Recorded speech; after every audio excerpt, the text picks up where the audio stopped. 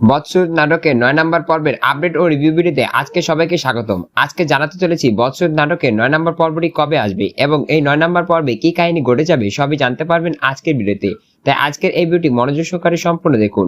বন্ধুরা, ইতিপূর্বে দেখেছেন যে ৮ নম্বর পর্ব পর্যন্ত এই নাটকটি আপলোড হয়েছে। ৯ নম্বর পর্বে ঘটে যাবে নতুন কাহিনী, কারণ জামাল থেকে ৫ লক্ষ টাকা নিবে মায়া। কারণ মায়াকে আগে জামাল বলেছিল ৫ লক্ষ টাকা নিয়ে এই বাড়ি থেকে বিদায় হতে, তাই তো এবার মায়া সেই ৫ লক্ষ টাকা নিবে জামালের কাছ থেকে। কিন্তু জামাল বুঝবে যে মায়া এই বাড়িতে ত্যাগ করার জন্যই ৫ লক্ষ টাকা নিয়েছে। আসলে মায়া ৫ লক্ষ টাকা নিয়েছে তার সৎমাকে দেওয়ার জন্য, অর্থাৎ জামালের সৎমাকে ৫ লক্ষ টাকা দিবে, সেজন্য জামালের কাছ থেকে ৫ লক্ষ টাকা নিয়েছে। কিন্তু জামাল তো বেশি বুঝেছে যে মায়া এই বাড়ি থেকে চলে যাবে, মায়া ঠিকই বাড়ি থেকে চলে যাবে, কিন্তু জামাল কাছ থেকে ৫ লক্ষ টাকা নিয়ে এবার তার সৎমাকে দিয়ে, তাই তো এই প্ল্যান করেছে মায়া।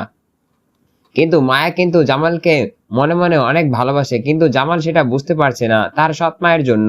এদিকে মরিয়ম কিন্তু জামালকে বিয়ে করবে না, কারণ মরিয়ম সকল সত্য জেনে যাবে। কারণ মরিয়ম জানবে যে এবার মায়াই হচ্ছে তার আসল স্ত্রী। তার ফুফু অর্থাৎ তার ফুফু কিন্তু মায়াকে একত্রিত করতে দিচ্ছে না জামালের সাথে। সবকিছু জানার পর মরিয়ম ছুটফট করা শুরু করবে এবং মায়াকে জামালের সাথে মিলিয়ে দেওয়ার চেষ্টা করবে, কিন্তু তার ফুফুর সাথে পেরে উঠবে না। এবার তার ফুফু মরিয়মের ওপর নির্যাতন শুরু করবে। মরিয়ম কি পারবে এবার মায়াকে জামালের সাথে মিল করে দিতে? কি ঘটতে চলেছে এই নাটকের ৯ নম্বর পর্বে? ৯ নম্বর পর্বটি কবে দেখবেন? ৯ নম্বর পর্বটি আসতে চলেছে আগামী ২৩শে জানুয়ারি বিকাল ৩:৩০টায় শুধুমাত্র ঈগল ইসলামিক নাটক ইউটিউব চ্যানেলে। শুধুমাত্র ঈগল ইসলামিক নাটক ইউটিউব চ্যানেলে শুক্রবার বিকাল ৩:৩০টায় দেখতে পারবেন এই নাটকটি।